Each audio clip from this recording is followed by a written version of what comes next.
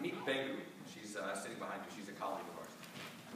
Bengu's from Turkey, and when she was young, she went to Germany to live with her parents, and she went to primary school there. And in Germany, one of the things that she learned in primary school was recycling. She learned how to separate papers from plastics from metals. She learned the cultural and social value of recycling. When she went back to Turkey when she was 10 years old, she went to school and wanted to recycle, and she wanted to divide all her recyclable goods and products up, and she realized that there was no infrastructure in Turkey for recycling. There were no bins, and there were no, there was not a cultural and social value for recycling. So she would actually take all of her goods, put them in her backpack, and take them home. So this is the problem we want to work on. We've identified the problem is the so-called recycling gap. And what that is here we have two numbers here. In 2004, Turkey, as the country, enacted a regulation where all companies, like that produce consumer goods that produce recyclable, potentially recyclable products as a byproduct of their processes, they have to take in 60% of what they produce and put it back into their manufacturing processes. On the other hand, 12% is the number of our estimate that currently is recycled in the Ankara area of Turkey.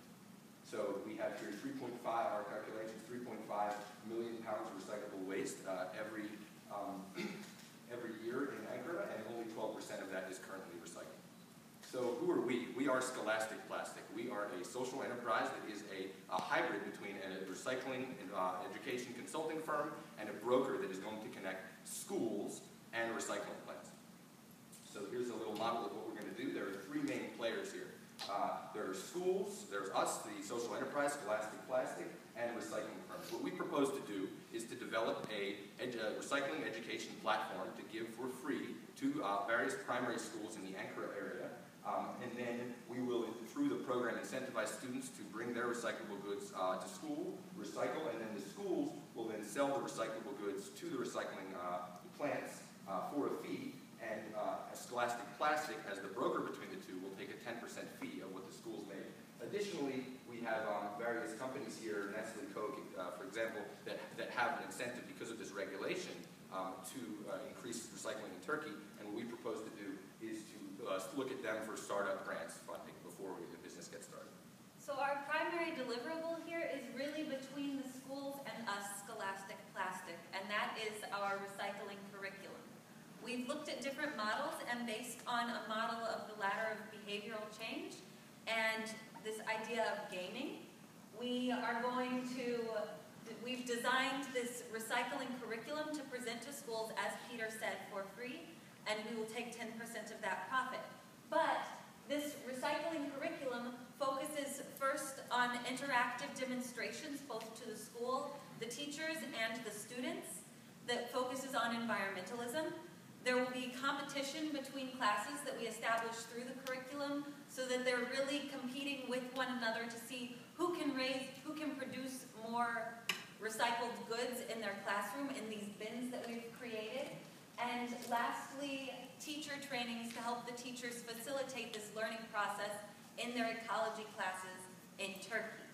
So we're starting with a pilot program in Çankaya, Turkey, which is in Ankara. It's a primary school with 912 students.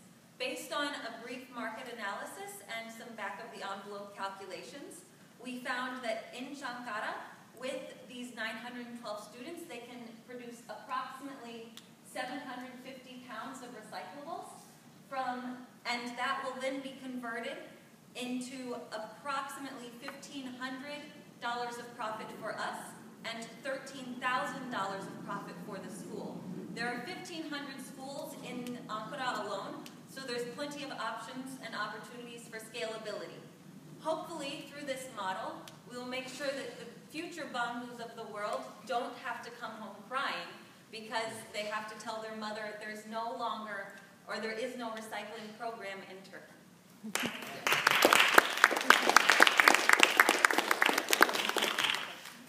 Questions?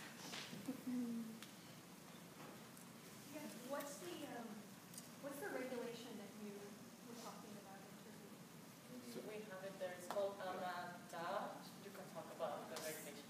So the regulation is that the farms who are producing packages like plastics, cans, metals, they have to consume their 60%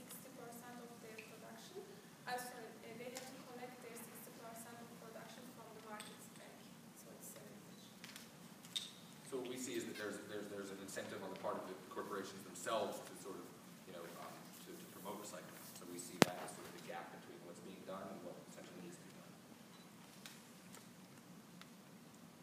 Your product is curriculum and know-how. Yes. And being a broker between schools and recycling plants.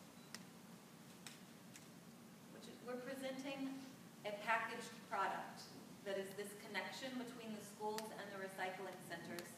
And that is included in this package deal that comes with the literature on recycling for their ecology classes, the bins, and these demonstrations that we provide as a training.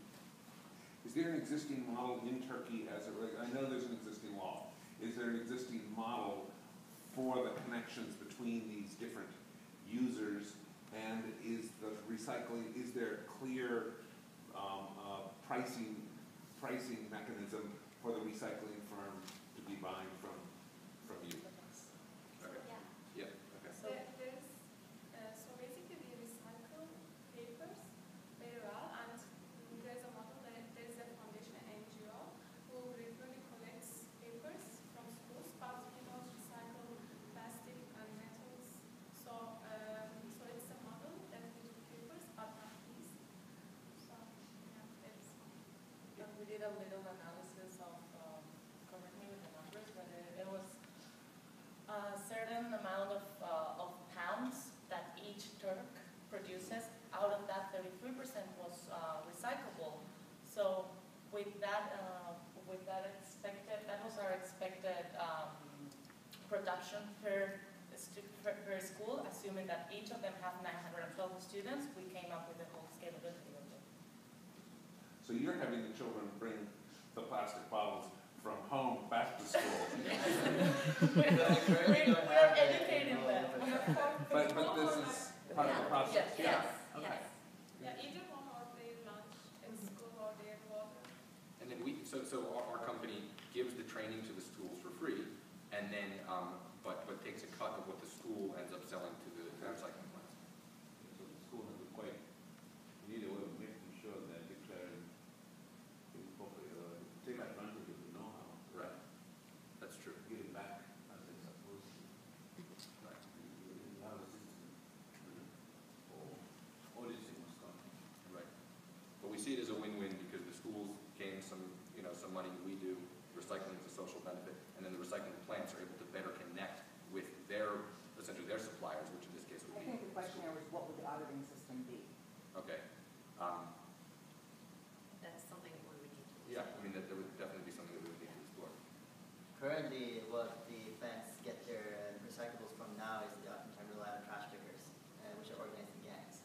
So this would sort of provide a more stable and maybe a little bit more legitimate way of getting that trash as recyclable goods. What's the likelihood of the schools participating with you on the curriculum and having an opportunity to actually collaborate at that level with the schools? So this is not a curriculum for 6 months or 9 months. This is just an extracurricular activity. Like we will go and teach maybe like 20 minutes, like 1 hour for the schools. And the schools also they have like environment lessons, so it will be really practical for the teachers to show them that yeah, you can use this practice knowledge in practice as well, so the teachers will be able to show this to the students as well. So, And one and thing we were thinking as well was how do we create more incentives for the teachers, right, to really be engaged in this and participate. And that's obviously something that we need to elaborate more on. And we talked to a recycling company in Turkey, and they're already paying the ones who bring the recycling products. So if we manage to make that link and put the recycling bins over there, that they get the actual profit. So they don't have to do anything. They just have the kids playing, and then they get $13,000. That's like pretty sweet. All right, well, it's time. Thank you, Scholastic.